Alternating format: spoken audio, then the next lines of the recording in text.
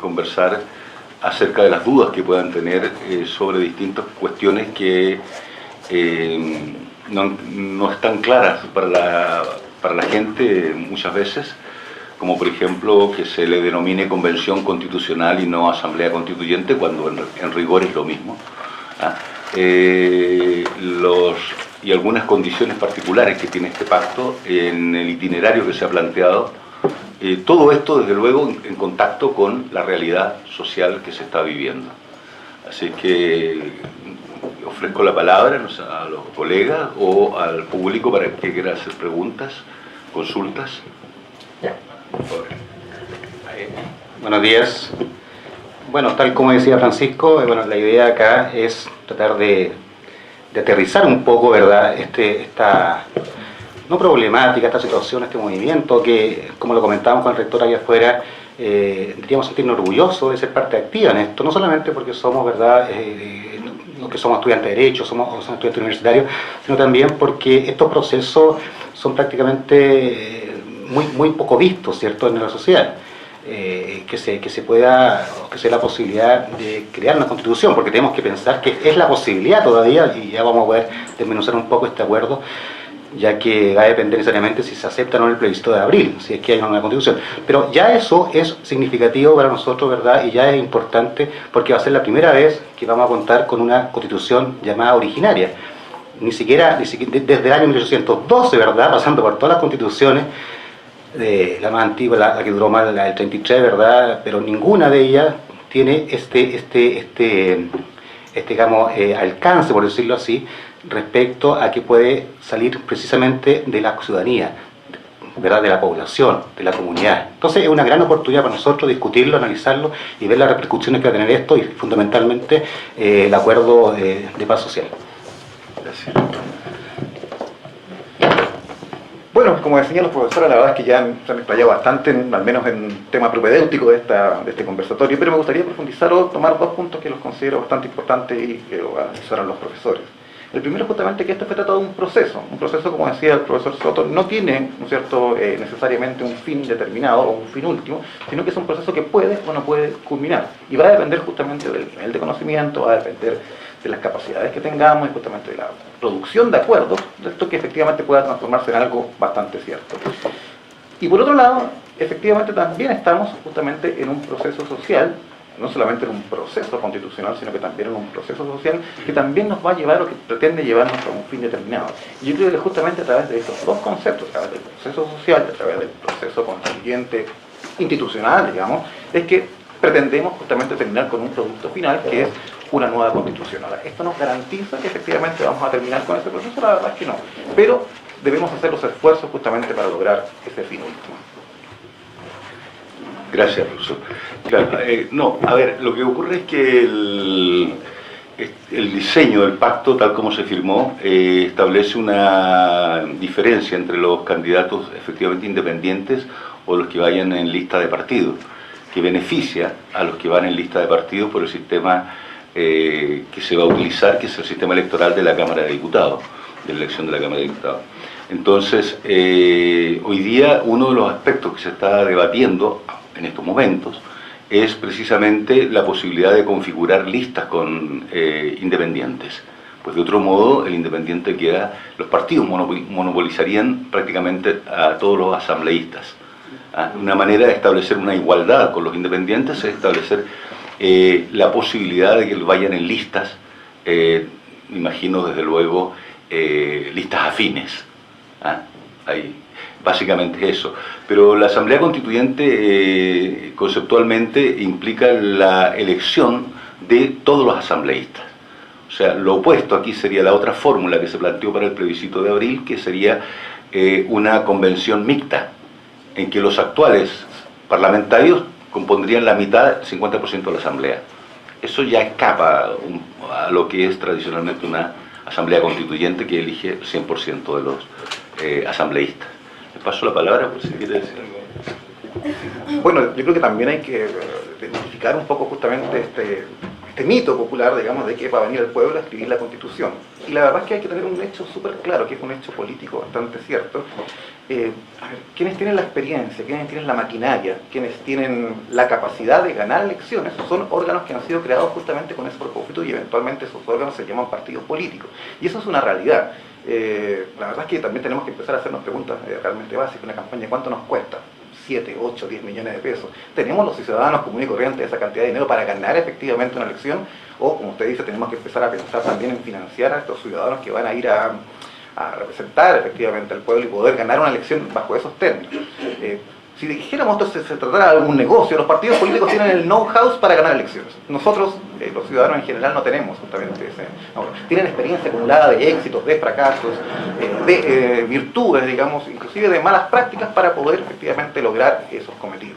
Ahora, efectivamente, y en eso estoy de acuerdo con el profesor, el sistema electoral proporcional no nos ayuda justamente en ese aspecto, porque efectivamente los independientes se encuentran en una situación desmejorada respecto de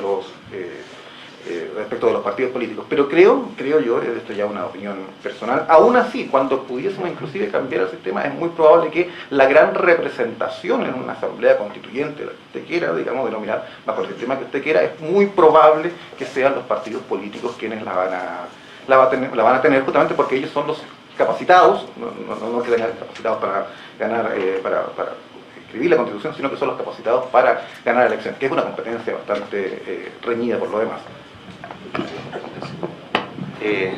Bueno, en realidad comparto en parte lo que dice mi colega el profesor Rodríguez. Sin embargo, tengo que hacer algún alcance importante. Quizás soy un poquito más ortodoxo en este sentido, pero yo creo que hay que ver la génesis de lo que sucedió. Lo que sucedió partió, ¿verdad?, por un movimiento de la sociedad civil.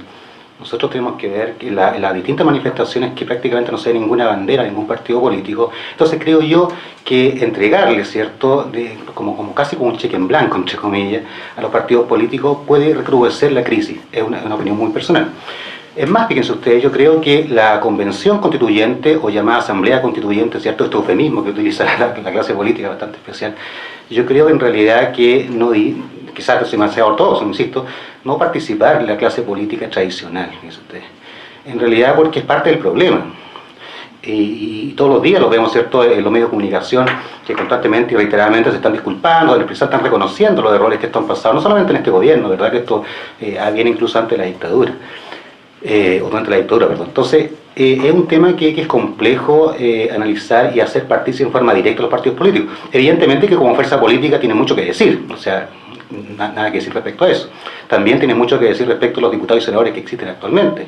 Pero me causa un poco de ruido, tengo que decirlo muy sinceramente, de que existan, y a través de los medios de comunicación, y sin decir nombre evidentemente, que hayan políticos que se estén en este momento ya candidateando a asambleístas en circunstancias que fueron parte del problema profundo de esto, y lo hacen con bombo y platillo, y que los medios de comunicación se presten para ello también. Entonces, creo yo que, más que facilitar las cosas, colegas, creo yo que podría recrudecerlo. Fíjense ustedes que, tomando un poco lo que decía el profesor Vega respecto a la forma, ¿verdad?, en que serían, digamos, las postulaciones, se aplicará efectivamente el sistema proporcional de los diputados.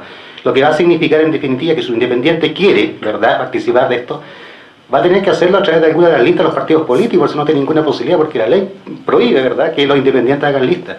Evidentemente que es parte de la comisión técnica, entiendo yo, que se pueda solucionar y pueda buscarse una forma en que a lo menos, ¿cierto?, tengan un mínimo, ¿cierto?, de postulación, y si es posible, ¿por qué no unos escaños? Con los pueblos originarios también tienen que ser parte. Ahora, todo esto lo estamos conversando ahora, ¿cierto?, porque uno cuando se da cuenta, o sea, cuando ya está esto avanzado, como que empieza, ¿cierto?, digamos, a ampliarse el apetito, ¿verdad? Esto hace un año atrás era impensado, o sea, impensado la posibilidad de un plebiscito, impensado la posibilidad de una convención o asamblea constituyente, es la posibilidad, eso era impensado. Ahora, evidentemente que uno empieza a decir, bueno, ¿por qué no participó, ¿cierto?, también la sociedad civil en ese acuerdo que se hizo el día, ¿cierto?, no recuerdo exactamente, el día que se estableció estos términos para poder realizar una nueva constitución? Pero lo que hay es bastante bueno, es un proceso importante. Pero creo yo, sinceramente, y vuelvo a reiterar, que habría que limitar un poco la participación de los partidos políticos tradicionales y darle más énfasis a la sociedad civil. Si bien es cierto, ya no se hizo en el acuerdo, bueno, pero ahora sí tendría que hacerse para que tenga una participación activa y no suceda lo que está sucediendo en este momento en las calles, ¿cierto? Que en estas calles todavía se ha recrudecido incluso la violencia. Gracias, profesor. Pero, a ver, es verdad, es un pacto, digamos, que se hizo, yo no le llamo cocina, porque es un término un poquito feo, ¿verdad? Pero a todo el mundo se llamó a participar, excepto, ¿verdad?, a la sociedad civil, que yo creo que fue ¿verdad?, hay una falla de nuestro sistema. Pero sabe que lo estaba conversando con el rector hacia afuera, quizás no es muy... quizás no va a ser muy ortodoxo lo que voy a decir, pero en realidad, fíjense ustedes que si se crea un constituyente, aquí quizás vamos a tener diferencias con los colegas, pero es una opinión. Si hablamos fino respecto a lo que es una asamblea constituyente, lo que se intenta es que el pueblo soberanamente se autodetermina, sin perjuicio de las limitaciones que existen en esta materia, que está el artículo 5, que es los derechos fundamentales, pero se va a autodeterminar.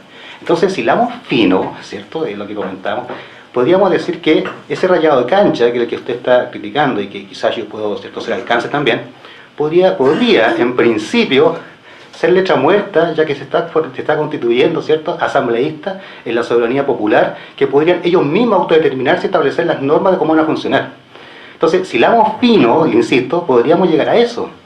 Porque si es una asamblea constituyente, supone que proviene del pueblo, con las limitaciones propias, ¿cierto? A mi juicio, que la limitación más importante que tiene es la de los derechos fundamentales, ¿verdad?, que no pueden ser regresivos.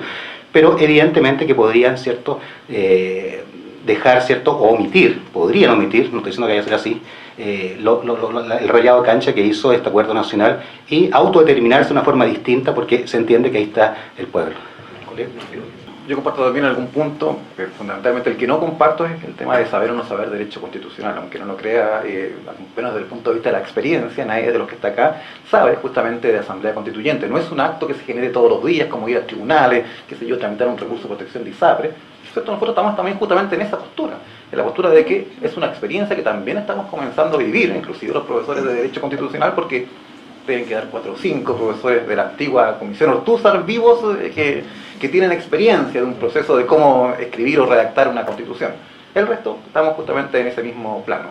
Por lo tanto, justamente establecer las normas que nos vamos a empezar a generar entre nosotros mismos para una convivencia es una experiencia que todos recién estamos comenzando a llevar a cabo.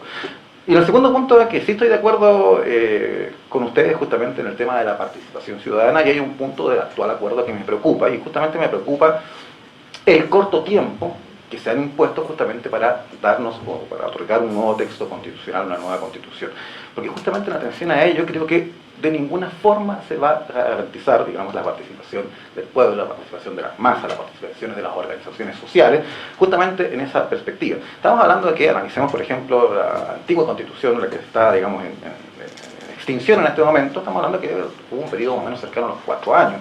Estamos hablando también, por ejemplo, de la Constitución o de la Asamblea Constituyente que se está generando en Venezuela, donde hay gente que más o menos todos piensan de una misma manera política, y lleva ya 2 años y lo más probable es que vaya recién a finalizar el 2020. O sea, lo mismo sucedió en Bolivia también, donde se retira la oposición a discutir la Asamblea Constituyente de Bolivia, se retira la oposición y solamente quedan los miembros oficialistas. Se demoraron cerca de 2 años, donde personas también piensan, digamos, al menos políticamente de la misma forma. Entonces, nos queda a nosotros que tenemos distintas formas de pensamiento, vamos a poder ponernos de acuerdo en 9 meses. Y segundo, vamos a alcanzar en 9 meses a escuchar justamente a las bases.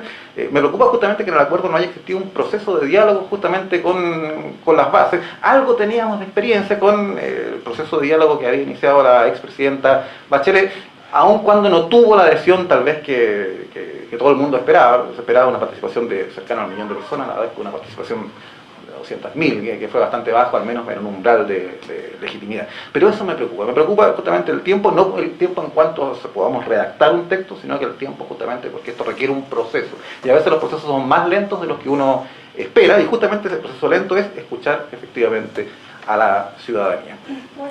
Y a propósito de eso, justamente, porque como usted dice, pueden existir muchos cabildos autoconvocados, pueden existir muchas acciones que realizan las municipalidades, creo que incluso el MIDESO tiene algún encargo de generar también estos diálogos, y la pregunta es cómo institucionalizamos justamente esa gestión que se está haciendo desde las bases, y cómo esa información le llega en forma ordenada, ¿no es cierto?, a quienes van a ser, digamos, los encargados de redactar ese texto constitucional. Eso no está en el acuerdo y al parecer ni siquiera está en el horizonte próximo de lo que podría efectivamente tomar ese acuerdo. Al menos no lo he visto, digamos.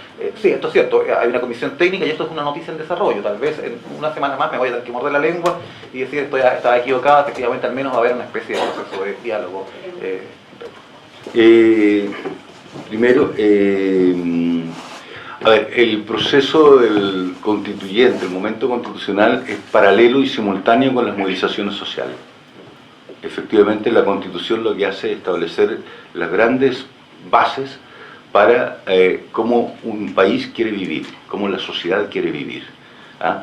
Y en ese sentido es importante en todo lo demás. Desde luego sabemos que muchos de los cambios sociales que se vienen pidiendo hace décadas no se han podido obtener, entre otras cosas, porque se ha recurrido al Tribunal Constitucional en forma política para impedir los cambios, y eso es porque está en la Constitución actual. Es decir, la Constitución se ha erguido en un obstáculo para los cambios sociales, de manera que tiene vínculo, desde luego, con las movilizaciones sociales, pero el proceso constituyente que se lleva adelante es con ese vínculo, pero es una cuestión separada de las movilizaciones sociales, porque este proceso va a culminar entre enero y mayo del 2022. O sea, son 2 años, 9 meses para deliberación de la Asamblea, se puede extender 3 meses más, 1 año, en que todo Chile va a estar hablando de la Constitución, de su contenido, etc. No me parece que sea tan breve, pero en ese tiempo la gente no va a esperar hasta mayo del 2022 para que les resuelvan cómo llega a fin de mes, que si las AFP siguen con los graves problemas de ilegalidad que existen, que la gente percibe como abusos en distintas áreas, ¿cierto? Salud, educación, etcétera, etcétera. De manera que las movilizaciones sociales son una cuestión paralela, como lo hemos visto por lo demás en estos días, ¿cierto? Eso es lo primero. Lo segundo es que el proceso constituyente en Chile es muy particular.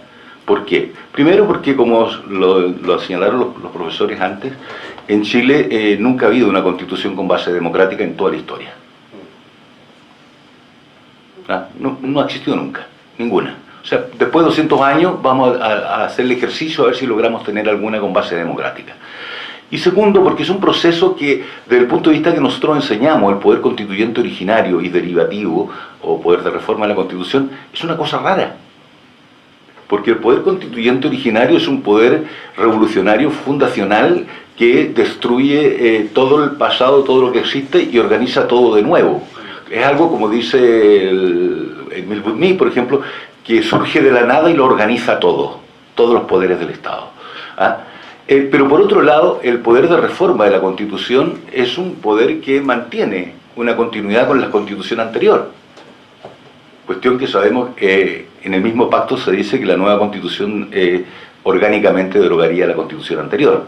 Entonces, en rigor es un poder constituyente originario porque va a ser una nueva Constitución, pero resulta que está autorizado va a ser autorizado por una reforma constitucional de esta Constitución que va a permitir que actúe el poder constituyente originario. Entonces es una cosa rara, porque es un poquito un poder constituyente de reforma o es originario, ¿no?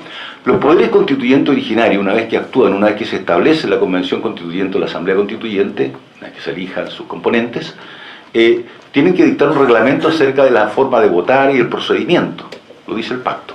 ¿Ah? Ahí hay un margen de maniobra. Porque esto que estoy diciendo, la naturaleza jurídica de esto, va a ser importante en ese momento. Pueden darse reglas, se les prohíbe alterar los quórum en el pacto, de 2/3 y todo, pero es una hoja en blanco. Se parte de una hoja en blanco y no como se quería equivocadamente, por una lectura equivocada que se hizo de este pacto, que en aquellos capítulos que no se aprobara por 2/3 seguía rigiendo la Constitución anterior. Eso está descartado, expresamente el pacto lo descarta, ¿no? Es una hoja en blanco. Lo que no se llega a acuerdo en la práctica se desconstitucionaliza y pasa a nivel legal. O sea, se regula por simples mayorías, porque una de las cosas que va seguramente a establecerse es que ya estas leyes calificadas van a desaparecer y vamos a volver a la ley ordinaria, ¿cierto? Que es la regla democrática. Entonces, esas dos cuestiones quería señalar. Bueno, respecto a la primera consulta, fundamentalmente en relación al sorteo, yo entiendo que solamente hay una experiencia que conozco, al menos, una experiencia bastante antigua, de los años 90, que se dio en Sudáfrica. Efectivamente, a propósito del cambio de régimen, estamos hablando que hay un cambio de régimen totalmente, diametralmente opuesto, desde una parte, justamente, hasta un régimen ya más inclusivo, un poco más democrático, y la verdad es que los resultados al parecer no fueron tan nefastos, justamente, no llegan hordas de personas incultas a redactar, sino que simplemente lo que hay justamente es ese concepto fundamental de un nuevo trato, un nuevo acuerdo. Y justamente eso un poco quiero contar a lo que es también, o lo que yo entiendo lo que es la Constitución, porque la Constitución nace de un acuerdo social. Ahora, ¿cómo después justamente transformamos ese acuerdo social y lo redactamos en una clave jurídica? Tal vez eso es una regla que le corresponde más a los abogados, ¿no es cierto?, a los asesores que van a estar en esa asamblea constituyente. Y respecto, por eso, perdón, la segunda alcance que había hecho... justamente. A ver, justamente, y tomando el tema de la anomalía de este poder constituyente originario, el poder constituyente, originario, tiene justamente esa característica, es de origen en sí mismo, su nombre lo indica, y por lo tanto es lo que podríamos denominar propiamente tal un poder de facto, es un poder que lo tiene por sí mismo, y no justamente por concesión graciosa de otro poder que es inclusive un poder constituyente derivado.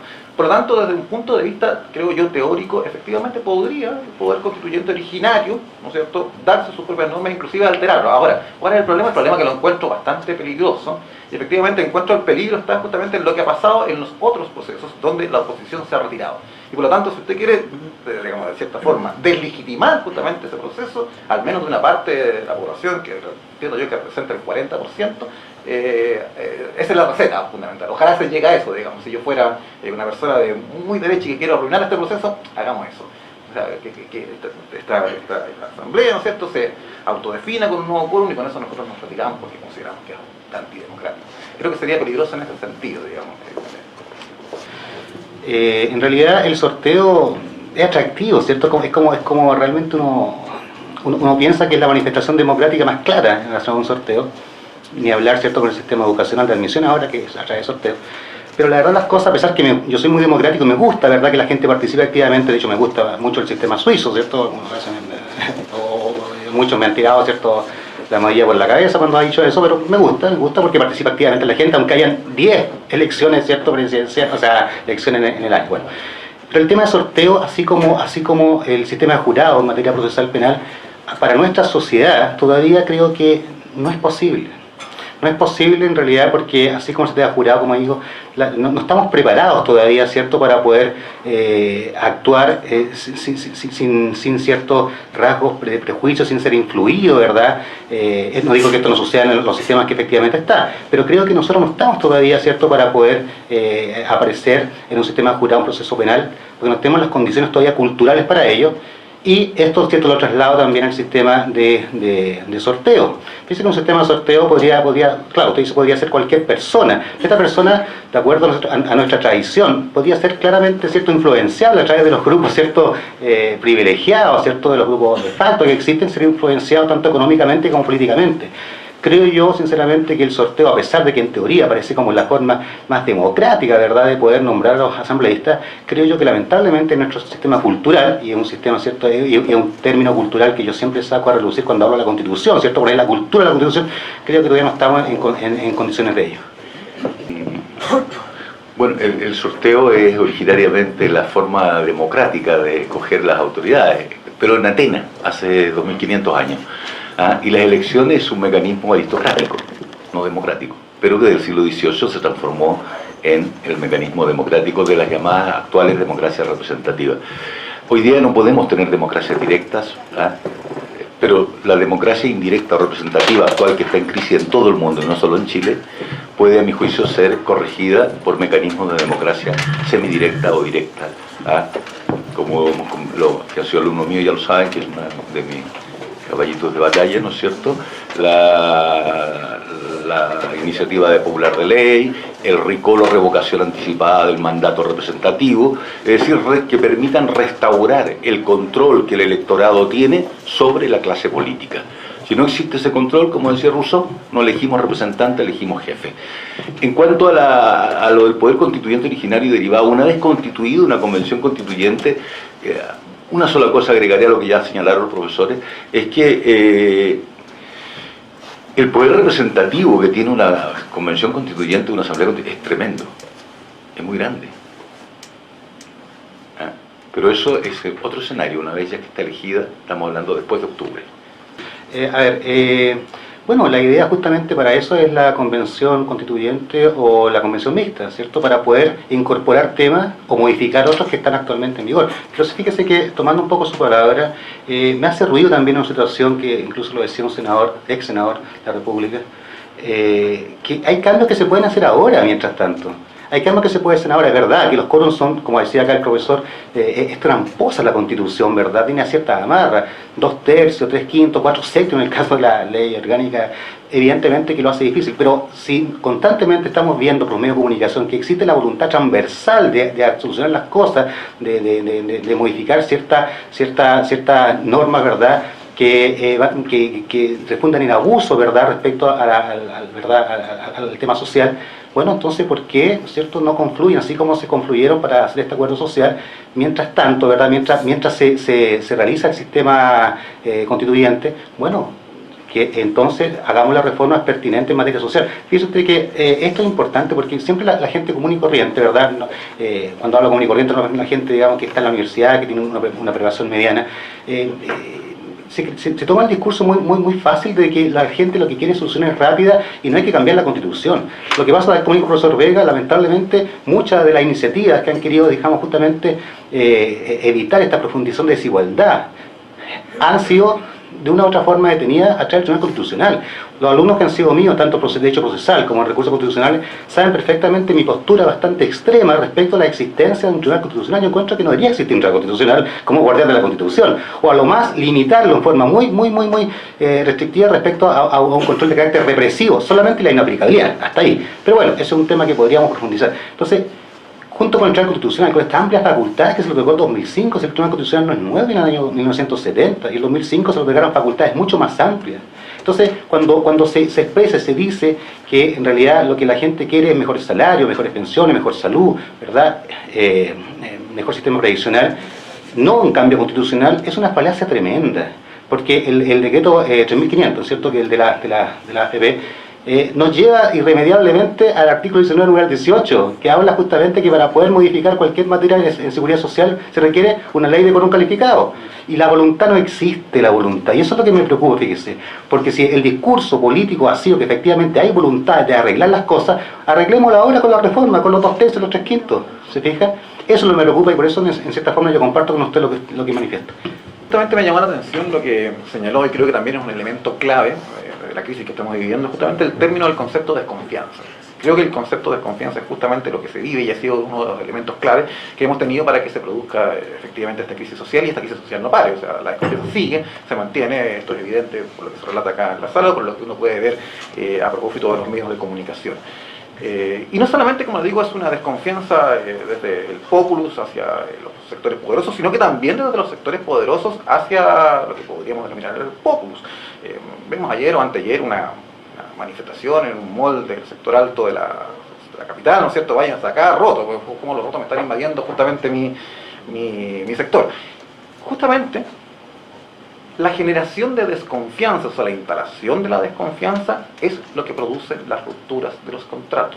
Los contratos no se celebran, no se acuerdan, justamente cuando hay desconfianza. Yo no contrato con alguien en el cual no tenga confianza. Bueno, salvo los contratos obligatorios con servicios básicos que claro, que lamentablemente, pero justamente no hay mucho que hacer. Pero en términos generales sucede eso. Y efectivamente, y aquí lamentablemente es la única receta que tengo porque justamente me dedico al tema, la única fórmula justamente para recobrar las confianzas que yo conozco, pueden existir otras, es efectivamente un nuevo pacto social, y un nuevo pacto social que justamente nos permita recuperar esa confianza y podamos efectivamente terminar con un nuevo texto constitucional. Muy breve, sí, desde luego yo no comparto la desconfianza sobre el pueblo. Me parece que cualquier dirigente social en Chile, y hay muchos, que están presentes en las movilizaciones sociales, puede participar en una convención constituyente lo mismo, tanto o mejor como lo haría un diputado o un senador, que por lo demás, no olvidemos que los diputados y senadores tienen asesores, porque si el diputado o el senador no estudió Derecho necesariamente, y tiene alguien, lo mismo se puede dar acá, de manera que no es un obstáculo para eso, ¿no? Si lo consideramos un poder constituyente derivativo de reforma de la Constitución, bueno, el Tribunal Constitucional tiene atribuciones para controlar las leyes de reforma constitucional, pero una atribución facultativa, pero la tiene, preventiva además. Pero si lo consideramos como yo creo que es un poder constituyente originario, a pesar de esta hibridez, en rigor lo que hace este constituyente no es modificar una constitución, sino crear una nueva constitución. El Tribunal Constitucional es un poder constituido. Es una de las cosas que precisamente va a desaparecer con la nueva constitución o va a cambiar su configuración. De manera que sería una figura muy rara que el Tribunal Constitucional pudiera hacerlo. Puede ser, según cómo se lo conciba, pero a mí me parece rara la figura y que me parece además que generaría un gran problema de legitimidad para el Tribunal Constitucional entrar a hacer una cosa así. ¿Ah? El Tribunal Constitucional es una de las instituciones que está muy deslegitimada en Chile actualmente, junto a muchas otras instituciones. Y volviendo a lo anterior, la participación de la gente efectivamente en la Asamblea Constituyente es una cuestión muy importante desde el punto de vista de la legitimidad que se le quiere dar a este proceso. Porque como ya lo dijo algún profesor antes, una de las que son parte del problema precisamente son los poderes del Estado, ¿no? Sí. Sí, y además quiero agregar un antecedente respecto del Tribunal Constitucional y de las trabas que pudiese generar o no. No olvidemos que, y esto fue olvidado, digamos, por todos los hechos que ha pasado, un par de semanas antes, que efectivamente sucedieron todos los hechos de situación social que estamos viviendo, el Tribunal Constitucional recibió un golpe demasiado duro. Y problema que generó justamente un conflicto de competencias entre la Corte Suprema y el Tribunal Constitucional. Y al menos todos logramos prever que ese conflicto justamente fue el primer gran golpe que se le da al Tribunal Constitucional para decirle, ¿saben qué? No queremos que usted justamente empiece a inmiscuirse en otros asuntos.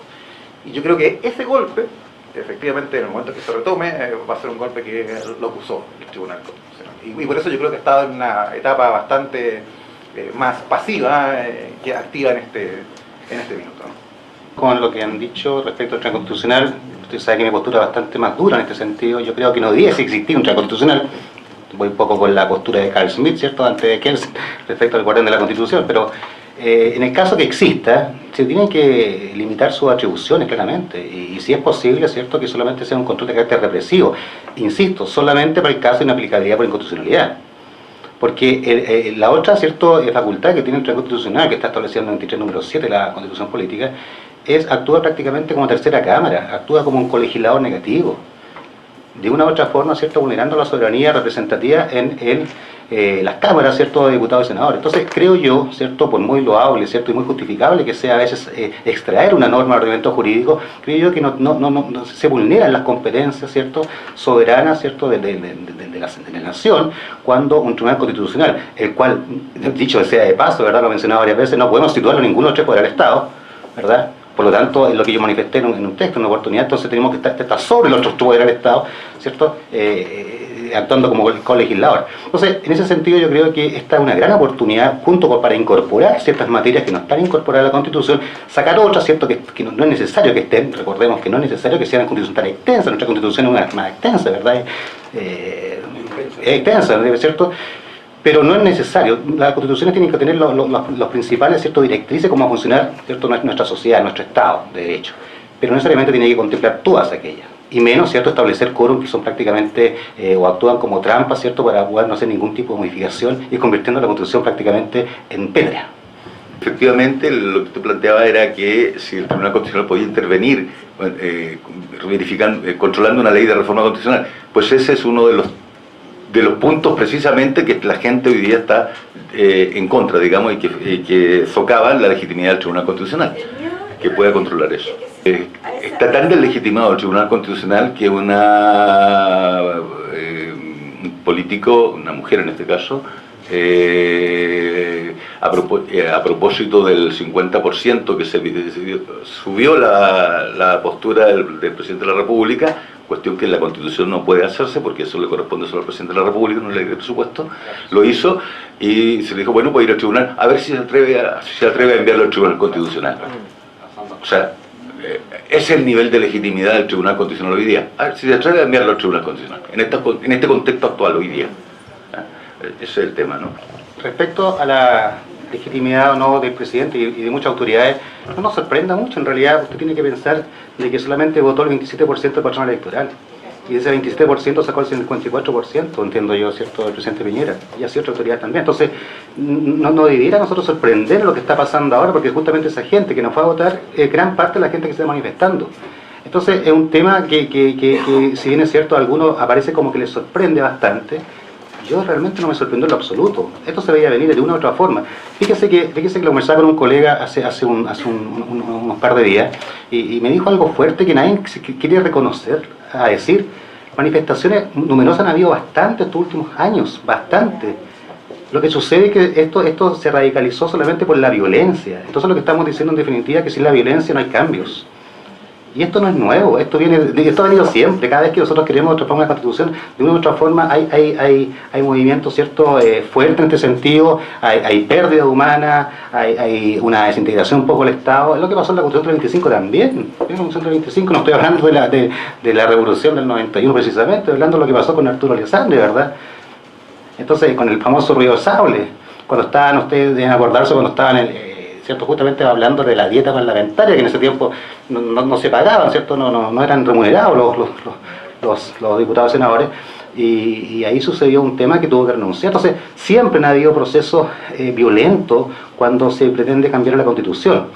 En ese sentido, yo, tomando un poco su palabra, a mí no me sorprende el asunto. ¿Cómo se podría legitimar esto? En realidad, es complejo. Yo creo que esto para poder legitimarlo va a requerir, ¿cierto?, un esfuerzo entre todos, y situación que no la veo. Fíjese usted que, haciendo un poco el paralelo un poco con Balmaceda, quizás las diferencias son muy grandes, pero Balmaceda, parte de su sector de los liberales también le dio la espalda. Y aquí yo veo que en cierta forma tampoco lo están apoyando mucho el presidente, no lo están dejando solo, y cada vez que sale el presidente Piñera a hablar, todos dicen, no dijo nada nuevo, claro, porque todo antes lo dijo el Parlamento, ¿se fijan? Entonces es un tema complejo. Yo voy mucho más antes, incluso a su pregunta, legitimarlo ahora es complejo, habría que un esfuerzo entre todas las fuerzas políticas, que lo veo muy difícil, pero yo lo veo desde un punto de vista de la preparación cívica que tenemos que tener todos los chilenos. Yo lo comenté en un curso, no recuerdo en cuál específicamente, de que creo yo que si nos preocupamos mucho, ¿cierto?, de que sean nuestros derechos, que la gente ahora está efectivamente comprando la Constitución, y se agotó la Constitución, que para nosotros, ¿cierto?, es formidable, pero realmente se entenderá realmente la Constitución. Se entenderá el principio de subsidiariedad. Se habla mucho del principio de subsidiariedad, que es malo, que es malo. Yo creo que se naturalizó, pero en su esencia no es malo, si viene de la doctrina social de la Iglesia. Entonces, creo yo que la preparación cívica es fundamental. Y fíjese que no es fundamental solamente en la básica, sino en la pre-básica, con los derechos y deberes que tenemos que tener como ciudadanos. Entonces, de ahí yo creo que parte este concepto de legitimación de nuestras autoridades. Gracias. Esto justamente es bien complicada. ¿Cómo legitimar algo que en su origen o en su desarrollo se encuentra deslegitimado? Y justamente yo creo que la palabra clave o la combinación más clave que pudiésemos señalar en este caso es la realidad versus la expectativa. Y efectivamente, ¿cierto?, al menos desde el punto de vista constitucional, la Constitución lo que nos señala es la expectativa. Nuestra expectativa justamente es que el presidente de la República cuenta con todos estos importantes poderes. Ahora, la pregunta es justamente la realidad hoy día, es cuánto poder ejerce efectivamente el presidente de la República. Si hoy día hiciéramos justamente ese análisis entre realidad versus expectativa, diríamos que efectivamente hoy día ya no estamos en un régimen presidencialista como hace 3 meses atrás. Estamos efectivamente entrando de lleno justamente a un régimen ya de carácter más parlamentario. Por lo tanto, justamente ahí es donde la ciencia política hace la distinción entre la forma de gobierno y el régimen político. Efectivamente, en cuanto a forma de gobierno, seguimos nominalmente con un presidencialismo. Ahora, en la realidad práctica estamos, ¿cierto?, gobernados ya sea o por una especie de aristocracia, parlamento, y si quieren en el peor de los casos, ¿cierto?, ni siquiera aristocracia, estamos hablando de una oligarquía porque nadie confía efectivamente en ese sistema. Así que yo creo que intentar explicar lo inexplicable es súper difícil, o sea, es simplemente decir la realidad. Saben que ya no tenemos una relevancia al presidente de la República, sus poderes están nominalmente en una constitución que ya nadie quiere, tampoco está ejerciendo efectivamente esa facultad, esa capacidad. El mismo profesor nos señalaba también hace un par de minutos atrás respecto efectivamente de la indicación que se presentó sobre el 50% de las pensiones, o sea, por todos lados inconstitucional con este texto, digamos, pero efectivamente ¿tiene legitimidad el presidente de la República hoy día para asistir al Tribunal Constitucional? Y segundo, aunque la tuviera, ¿tiene el Tribunal Constitucional la legitimidad efectivamente para atreverse a rechazar? Claro, es evidente. Hoy día, lamentablemente, bajo esa realidad no hay legitimidad en el sistema en sí mismo, y eso lleva a que los órganos tampoco tengan esa legitimidad. Por lo tanto, solamente para cerrar, la legitimidad simplemente se va a verificar de facto. ¿Qué es lo que hoy día realmente, o quién realmente tiene el poder y quién realmente está ejerciendo el poder? Y por lo tanto hay dos elementos que hoy día están ejerciendo el poder: las manifestaciones, la opinión pública, los grupos de presión, por un lado, y por otro lado también está ejerciendo el poder, aun cuando de manera bastante difusa, los poderes políticos, llámese fundamentalmente el Congreso. Para cerrar, yo creo que el problema empezó un poquito antes, incluso de lo que usted dice antes de estos informes. Yo creo que el problema comenzó, o se deslegitimó inclusive el poder de control que tiene sobre las Fuerzas Armadas y de orden del presidente de la República, cuando un general dijo: no estoy en guerra con nadie, soy un hombre feliz. O sea, ahí ya todos logramos captar que efectivamente hubo un quiebre de alguna manera entre las Fuerzas Armadas y el presidente de la República. O sea, el presidente de la República ya no tiene ningún control efectivamente sobre ese poder político. En general, en circunstancias normales que hubiese hecho una declaración de esa envergadura, efectivamente su retiro es cursado dentro de un par de semanas más en el Ministerio de Defensa. ¿A quién acudir? Efectivamente es una gran pregunta, pero creo que si hay algo que todavía ha funcionado medianamente en este periodo de crisis son efectivamente los tribunales. Digo medianamente porque nada puede funcionar de forma normal. Han sido los tribunales de justicia. Creo que los tribunales de justicia de alguna manera han sido los que han dado, digamos, algunas alertas justamente respecto a este tema, por lo menos en algunos aspectos básicos. Recordemos que estamos hablando, por ejemplo, la ISAPRE han sido condenadas 1 millón de veces por los propios tribunales de justicia, justamente respecto de las alzas de la ISAPRE. Y los tribunales de justicia creo que han tenido algo, digamos, fundamentalmente el Ministerio Público, han tenido algo justamente de cómo acudir efectivamente para lograr llevar a cabo este poder. Tal como hizo el profesor Rodríguez, ¿en quién confiar? Lo que pasa es que estamos en un Estado de Derecho, aunque no parezca, estamos en un Estado de Derecho. Aunque hayan desobediencia, estamos en un Estado de Derecho. Y las instituciones tenemos que confiar, o tratar de confiar en ellas, porque si no se produce el caos, ¿ya? Independientemente que haya un proceso constituyente paralelo a lo que tienen que ser, ¿cierto?, las medidas paliativas para las demandas sociales. Pero yo sigo insistiendo, ¿verdad?, que si existe realmente esta voluntad política de poder cambiar las cosas, bueno, cambiemos mientras tanto, hagamos las grandes transformaciones en la reforma constitucional. No esperemos, ¿cierto?, que si efectivamente se aprueba una nueva constitución. Entonces, creo yo, en mi pensamiento personal, que no existe una voluntad política real, transversal, como sí se quiere, ¿cierto?, dar a entender a través de los medios de comunicación. Tengo que hacer una consulta. A ver, mire, fíjese que esto no es nuevo, si en la Declaración de Derechos Humanos aparece en el preámbulo el derecho a rebelión, ¿ya? Al derecho, ¿cierto?, a rebelarse respecto a aquella ley injusta, norma injusta. Y en cierta forma lo que está sucediendo ahora. Perdón, el derecho se llama, que planteaba John Locke, era el derecho de la resistencia a la opresión. Bueno, pero a lo que me refiero que está efectivamente en un cuerpo normativo internacional que nos obliga a nosotros. No digo que sea el medio más idóneo, pero a veces por necesidad, ¿cierto?, tenemos que llegar a solamente desencadenar en situación de lo que está pasando ahora. Entonces, la rebelión, evidentemente la revolución, también como le llaman, no les gusta mucho alguna esa palabra, es una forma, a mi juicio, legítima cuando no existen, cuando las normas han sido abusivas en forma reiterada contra aquellos cuales está dirigida. Usted habla respecto al modelo, ¿cierto?, neoliberal. Efectivamente, el modelo neoliberal, ¿cierto?, está de una u otra forma inserto en nuestra Constitución.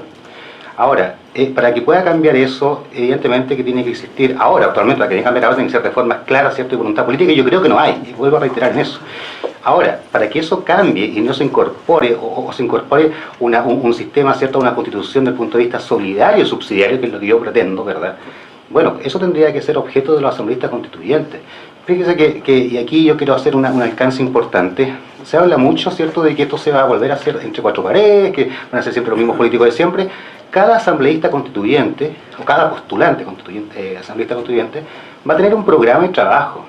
Por tanto, tan simple que si hay uno, aunque suene muy coloquial, que desea mantener el plan constitucional, ¿cierto?, con las amplias facultades que tiene, yo, como ciudadano común y corriente, no voy a votar por él. ¿Se fija? Entonces, el programa de trabajo, ¿cierto?, va a ser el pilar fundamental para que nosotros podamos tomar una decisión informada. Si lo único pero que tengo yo ahí respecto a las formas, ¿cierto?, de hacer campañas, la forma de financiamiento. Y ahí donde yo veo, ¿cierto?, estos peros que hago con respecto a los independientes. Y volvemos al tema, ¿cierto?, de la forma en que va a ser elegido. Ojalá que la mesa técnica, ojalá que esta comisión, ¿cierto?, establezca cuotas legítimas para que no solamente los independientes, sino también los pueblos originarios puedan participar activamente, no para postular, sino se les aseguren escaños en esta asamblea.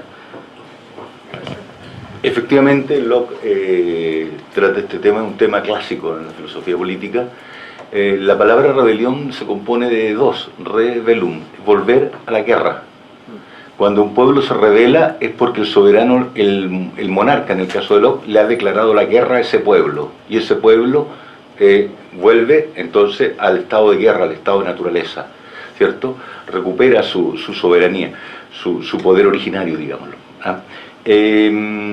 Y por lo tanto está legitimado en la filosofía política. Debajo de Locke está Spinoza, antes, y antes de Spinoza está Maquiavelo, ¿cierto? Claro, que sí, que está legitimado eso, ¿cierto? Y Maquiavelo se le atribuye una frase falsa, que el fin justifica los medios, nunca la dijo, nunca la escribió en una parte, pero la dijo un jesuita católico francés en el siglo XVII y después todos lo repitieron como loro. Pero Maquiavelo decía, yo creo que en un solo caso él había justificado esa frase.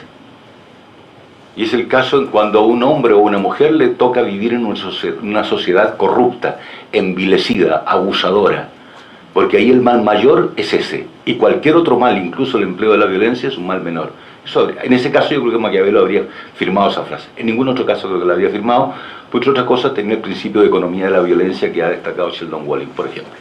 Ahora, el mercado, hoy día, fíjense, estas movilizaciones sociales hoy día tienen en el fondo, son movilizaciones por derechos fundamentales. No solo por los derechos fundamentales que se están violando por las fuerzas represivas, en el reprimir las manifestaciones, sino por derechos fundamentales sociales que vienen siendo violados durante décadas en Chile. Del hecho en que vivimos en un estado subsidiario, que no beneficia, sino que subsidia. Exacto. Una de las cosas cuestionadas básicamente es esa, ¿cierto? Que se ha desarrollado una especie de fundamentalismo del mercado, en que el mercado, que está muy bien para resolver las cuestiones económicas, que producir, cuánto producir, etcétera, pero cuando el concepto de mercado se extiende a toda la sociedad y es el baremo, el parámetro para toda la sociedad, para todos los ámbitos de la sociedad, bueno, entonces se fundamentaliza un concepto y se lo lleva a extremo. Hay autores anglosajones que consideran que Milton Friedman, Hayek son autores fundamentalistas del mercado, por ejemplo. Cuando uno utiliza la lógica del mercado para los valores de una sociedad, para la interacción de las personas, la solidaridad y todos otros valores humanos quedan descartados. Como ocurre con el trabajo. Y genera genera una lógica de abuso que se empieza a extender por toda la sociedad. Yo creo que la gente lo que ha hecho eso hoy día es precisamente decir, está bueno el abuso, es demasiado, ¿no? Deja otra elección eso. Cuando uno no le pone atención a la política, pueden abusar de ti. Un pueblo que no le pone atención a la política, y Chile no lo hizo durante todo, ¿cierto? Durante estas décadas anteriores, bueno, aunque lo venía haciendo ya cada vez más fuertemente en los últimos 5, 7, 8, 10 años, ¿no? Esto es un proceso creciente. La elección es que si deja de ponerle atención a la política, tienen de nuevo el abuso reinstalado, ¿no? Eso. Sí, la verdad es que si eso me lo hubiesen preguntado hace 3 meses atrás, es muy probable que hubiese dicho no. Efectivamente vivimos en un Estado de Derecho, vivimos en una sociedad democrática, por lo tanto, justamente, la fuerza justamente es la contraposición al derecho, el triunfo del jus versus el vir, y todo el discurso tradicional de teoría, digamos, del derecho que uno pudiese elaborar. Pero efectivamente comparto lo que señala el profesor Vega. Fundamentalmente acá estamos hablando de una rebelión, lo más probable bajo un sistema bastante totalizante, que ni siquiera es un sistema subsidiario. El sistema subsidiario en su origen tiene otra naturaleza. Nos han vendido una pomada que el sistema subsidiario es un sistema de libre mercado, y el sistema subsidiario nunca ha sido de libre mercado. El sistema subsidiario intenta justamente ir en contra, a propósito de la doctrina social de la Iglesia, de la comunidad social, ir en contra del excesivo capitalismo y por un lado también, por supuesto, del excesivo socialismo, digamos. ¿Cómo? Pero no, es que todos tienen el tema de subsidio que nos regala algo. No, el sistema subsidiario no tiene esa finalidad. Lo que pasa es que acá en Chile nos han vendido justamente una pomada distinta. Aquí cuando hablamos del sistema subsidiario no estamos hablando del sistema de libre mercado. El mercado se transforma, como dice, justamente en un sistema totalitario, es total. Aplica justamente a la totalidad de la vida, y la vida no es solamente el mercado. Y efectivamente, ¿en qué coincido con el profesor Vega? Que efectivamente estamos en un sistema donde lo que se genera y lo que se lucha y lo que se pretende conseguir no son efectivamente privilegios, sino que son derechos. Es justamente restituir al hombre a un estado de dignidad que justamente este sistema nos ha generado, nos ha rebajado. Volvamos justamente a el estado, justamente este estado de paridad que podríamos tener entre todos, al menos desde un piso mínimo para arriba. O sea, que no consideramos tolerable que la sociedad pueda permitir. La idea es tratar de alcanzar un estado de bienestar, ¿cierto? Un estado de bienestar que incluye también el capitalismo, si el capitalismo no es malo, ¿verdad? Pero que no sea perverso o que no sea abusivo como está sucediendo actualmente. Yo comparto lo que dice el profesor Rodríguez, efectivamente el principio de subsidiariedad tiene su origen en la doctrina social de la Iglesia, ¿verdad? Ahora, en la Constitución política en ninguna parte, ¿cierto?, dice en forma expresa que se trata de la subsidiariedad, se desprenden ciertas normas. Pero evidentemente que estamos hablando más que un principio de subsidiariedad, digamos, per se, estamos hablando, ¿cierto?, de un modelo neoliberal que ha abusado, ¿cierto?, de transformar todo, ¿cierto?, a dinero. Entonces, evidentemente que es un tema que tenemos que considerar. Ahora, el profesor Vega hablaba de que los que se están reclamando son los derechos, y claro, los derechos están reclamando. Pero también yo creo que es importante, ¿verdad?, esta nueva Constitución, incorporar acciones tutelares, pero realmente desarrolladas, fundamentadas, fuertes, como por ejemplo la acción de protección, que para algunos es recurso de protección. ¿En qué sentido? Fíjense ustedes que cuando yo paso esta materia en recursos constitucionales o acciones constitucionales, a veces los alumnos, ¿verdad?, se espantan un poco, como que estoy defendiendo el régimen de la dictadura, y digo, la acción de protección no existía en la Constitución del 25, ¿verdad?, y por lo tanto es una novedad del régimen militar. De hecho, está establecido en la acta número 3, ¿cierto?, el artículo 2. Entonces, yo no estoy diciendo que cuando hablamos de una hoja en blanco, bueno, evidentemente no puede ser una hoja en blanco. Tenemos que rescatar lo bueno. Puede que no sea mucho bueno que haya, evidentemente que no, pero hay que mantener, para poder obtener derechos, para que esos derechos no sean ilusorios, tenemos que protegerlos a través de acciones tutelares. Y esto no lo digo yo, lo dice la Corte Interamericana de Derechos Humanos, lo ha dicho varias veces, hemos sido requeridos en varias oportunidades. Por ejemplo, el artículo 25 de la Convención habla de un recurso eficaz, idóneo, ¿verdad? Y ya sabemos, ¿cierto?, que no solamente nos obliga lo resolutivo, esa sentencia no es la parte considerativa, porque somos parte de los Estados. Entonces, creo yo que la acción de protección tiene que tratar de proteger, tutelar otros derechos que no se encuentran ahí. Y si es posible, ¿verdad?, crear, inventar, ¿cierto?, otra acción que tenga por objeto proteger mucho más todos los derechos fundamentales que están en nuestra Constitución actualmente. El derecho a la educación, por ejemplo, no se encuentra tutelado por la acción de protección, pero sí la libertad de enseñanza. Entonces, hay ahí ciertos matices que yo creo que es momento de que podamos incorporarlo en este nuevo debate constitucional. Pero lo que yo quiero ser muy cuidadoso de que no todo lo que está en la Constitución, ¿verdad?, va a ser borrado y borrón de cuenta nueva, y todo lo que está en la Constitución actualmente es malo, porque la Constitución del 80 también se basó en la Constitución del 25, y así, ¿verdad?, sucesivamente. Entonces, creo yo que estas demandas por derechos que son completamente legítimas, y yo soy parte activa en ese reclamo, creo yo que también tiene, para que no sean ilusorios, tiene que fundamentarse en acciones concretas que puedan proteger y garantizar ciertos derechos establecidos, no solamente en la Constitución, sino también los derechos llamados implícitos a través del bloque de constitucionalidad. No hay, de acuerdo al pacto que se hizo, no hay ni una posibilidad de que subsista nada de la Constitución de 1980. Es el sentido de la hoja en blanco. No que la tradición constitucional chilena va a ser olvidada, la historia y todo eso, no. La Constitución del 80 desaparece, eso es. Pero por supuesto, como decía el profesor, ¿quién va a estar en contra de que el artículo primero o cualquier artículo de la Constitución diga que los hombres y mujeres nacen libres, iguales en dignidad y derecho? Perfecto, no hay ningún problema con eso. ¿Ah? Al 100% va a superar el 2/3 eso. Pero hay otras normas que no, que son las normas que propician los abusos. Esa es donde va el problema. Ahora, esa es la primera parte, o sea, no hay la posibilidad de que subsista la Constitución de 1980. La segunda parte de la pregunta era si se podía recurrir sobre aquellos aspectos que nos llega al 2/3 a plebiscito. De acuerdo al pacto, no. Yo personalmente no tengo ningún problema. ¿Ah? Ahora, de acuerdo al pacto, este no es un no entre comillas, porque va a ser que ocurra ahí durante el proceso de la Convención Constituyente, pero no está explícitamente establecido así. ¿Ah? Entonces, si no ocurriera eso, ¿qué ocurriría? Que lo que no va a la Constitución, que ahí pasa les pasa a los del centro, a los de derecha y a los de izquierda. ¿Ah? O sea, yo quiero que la libertad empresarial, con todas las protecciones que tiene ahora, vuelva a estar en la Constitución nueva. No hay 2/3. fuera, o sea, queda a nivel de ley. Y lo mismo al revés con los derechos sociales, a nivel de ley. O sea, se desconstitucionaliza lo que no vaya ahí. Eso es lo que pasaría. Pero el plebiscito puede ser una posibilidad.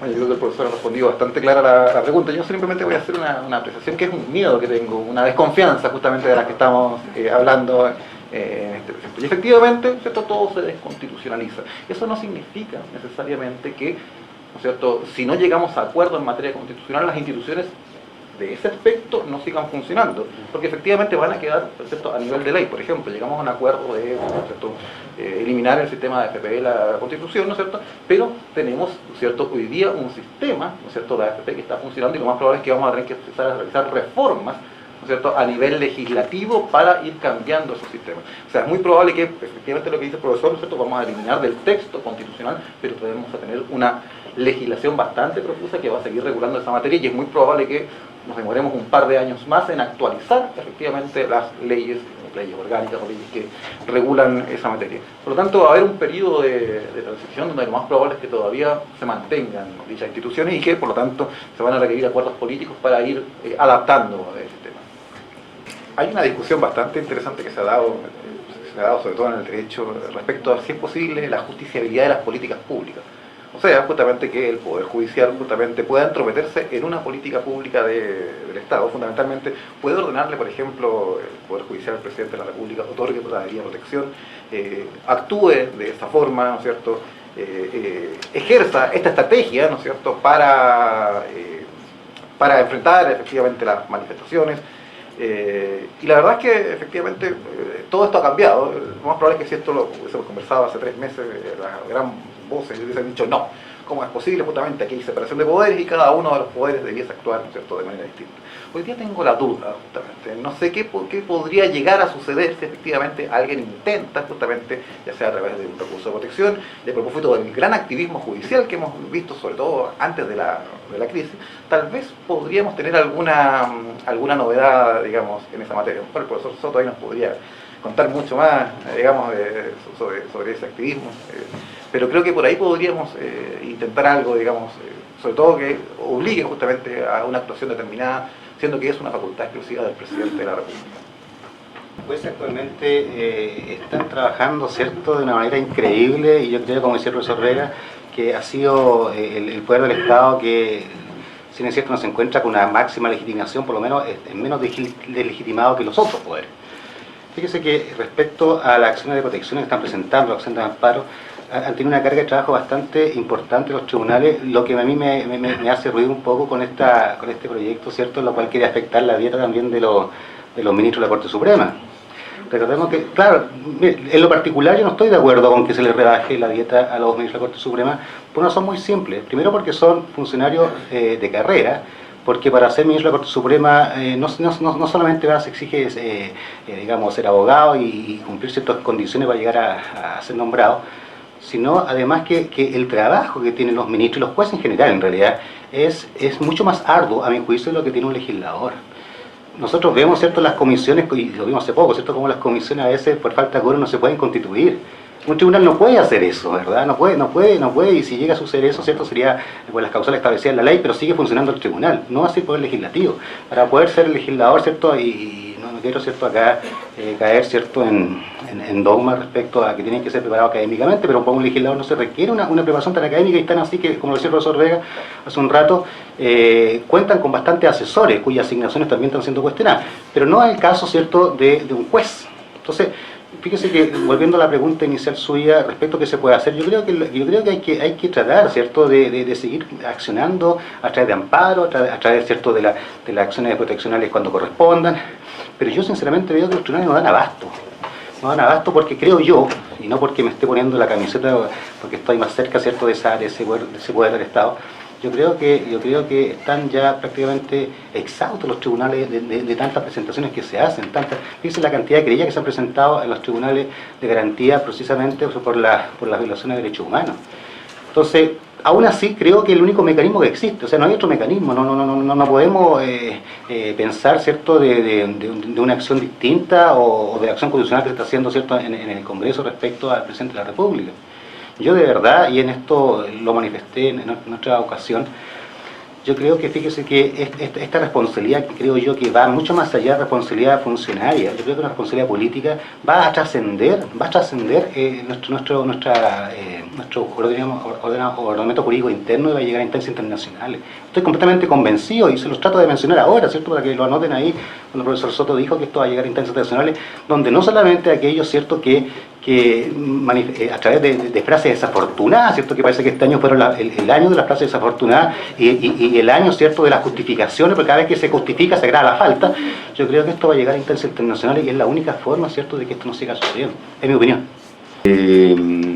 Bueno, en general, los aspectos involucrados en la pregunta, todos convergen hacia un problema, entre otros, pero convergen hacia un problema de control.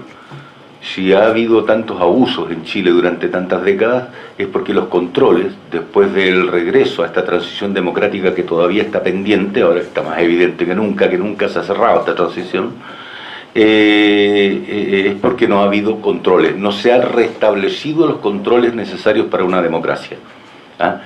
El triste rol de las superintendencias en Chile, ni hablar, ¿cierto? Si las superintendencias no han hecho el trabajo. Se enteran por la prensa cuando algún vigilado de ellas ha cometido algún acto fraudulento, pero ellos no se han enterado. Es decir, en los controles, y lo mismo para la Carabineros y Fuerza Armada, todo lo que sea ingreso, así, no hay controles ahí, por eso que han ocurrido estos otros escándalos. En cuanto a los protocolos de Carabineros, por ejemplo, es evidente que la situación que mencionaba es un protocolo que no corresponde a una democracia. Entre los principios de publicidad que se establece respecto a la protección de la seguridad individual y la libertad personal está la publicidad de los registros de detenidos, y el responsable de llevar al día esos registros de detenidos es el director del centro penitenciario o la cárcel respectiva, y son públicos. Hasta el día de hoy le siguen diciendo a la gente, si le siguen diciendo que son privados, quiere decir que... Y eso a mí de algún modo me consta, porque el año 2005 yo hice una charla en la Escuela Suboficial de Carabineros Maipú, y luego en el control oficial me dijeron, no teníamos idea que eran públicos. Pero eso fue el 2005. Estamos a 15 años después, todavía no tienen idea que son públicos. Entonces, hay un problema, ¿no? Hay un problema con el rediseño de la fuerza de seguridad, de orden y seguridad.